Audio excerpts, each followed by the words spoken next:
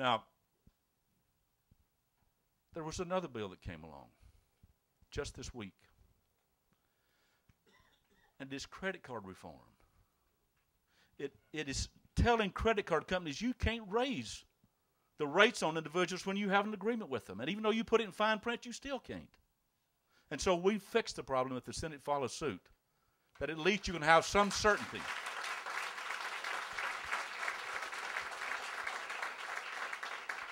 You can have some certainty that when you sign an agreement, they're not going to change the deal with you the next time you get a bill on it. Now, why do I mention those 3 or 4 items of legislation? The first bill that I mentioned was the TARP bill, to bail out the big banks. Who voted for that? Over half the Republicans in the House and almost all the Republicans in the Senate voted for it. The second bill that helped give a loan to auto industry, how many Republicans in the House voted for it? Not a one. Now let's come to another bill. After Obama was elected, we realized that not only were we in dire straits in this country collectively, but many individuals were as well. And so we passed what I call the American Reinvestment and Economic Recovery Package. Let me rephrase that. The American Reinvestment and Economic Recovery Package. What the Republicans called it? A socialist spending bill. In that legislation, here's what happened, and some of you in this room are getting a little bit larger check today because of it. A third of that $788 billion was tax cuts. The Republicans have always said, give a tax cut and the economy booms. Why didn't they vote for it? This one of them. Why didn't one of them vote for it? But not a one did. We also said, if you've been working and you've lost your job, and after 26 weeks your employment runs out, we're going to give you another 52 weeks if necessary so you can help find a job or at least keep the bills paid. That's in that legislation. And if you had a health care,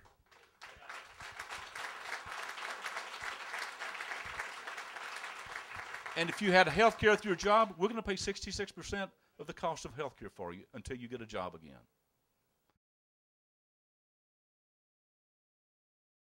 Many nations in the world have the best economies, certain economies in the world.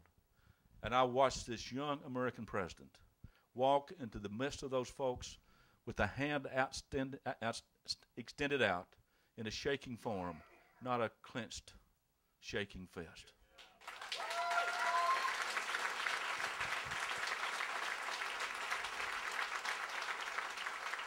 He did more at that conference. He did more in that 4 or 5 days to recapture the American spirit as the rest of the nations have looked at us than we've seen happen in 8 years. And then he took a trip to South America and Central America. We need a new Latin American policy. But first of all, we got to acknowledge that they're part of our hemisphere, an important part of our hemisphere, and that we live with them, and that they're our neighbors. And that's exactly what Obama did. Again, he extended a hand. But if you listen to Rush or Hannity or some of those folks, I got this pickup truck I've got Sirius and XM on it. Do you know what I do? We listen to Elvis Radio. It's number 18. I'm glad I can't find those news stations because all I'm going to hear on those stations, they talk about liberal media.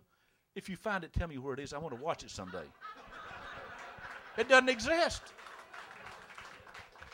And so as I watch, and that is a good one. And so as I watch, Rachel Maddow, by the way, I kind of watch her on MSNBC.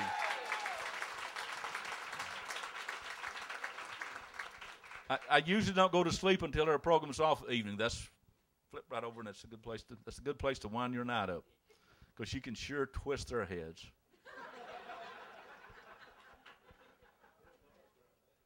What I saw Obama do at that conference was reclaim America's place in the rest of the world, and they'd love us again, as they should. But even more than that, as I watched, I realized that when you looked at those 20 nations, over half of those, if you count their entire gross domestic product, is less than what we spend on health care alone. You look at what we spend on health care, and of the G20 nations, 13 of those don't have an economy as large as what we spend on health care alone. $7,000 for every man, woman, and child in this country, on the average. Over $2 trillion. Fast growing to where it may be 20% of our economy. We can no longer afford that. In the rural area that I represent, here's the problem that we have. In places like Jamestown and Oneida, in places like Byrdstown, I got a great friend who's a doctor there. He has a great clinic, 2 medical doctors, 5 nurse practitioners, going to bring a new in with him. He tells me that over 90% of his revenue comes from what? Medicare, Medicaid. That's universal health care if you happen to have that. If you don't, you're denied universal health care. And so we have to take a serious look in this country at how we resolve that issue.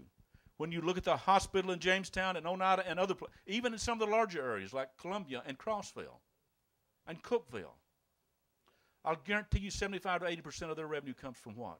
Medicare, Medicaid. And we're concerned about socialism? How about starving people and sick people who can't get health care? So for me, we Democrats will fix it. Energy policy. And I'm sorry I'm getting too long on energy policy. Al Gore was right years ago. He was right a few months ago, and he's right today.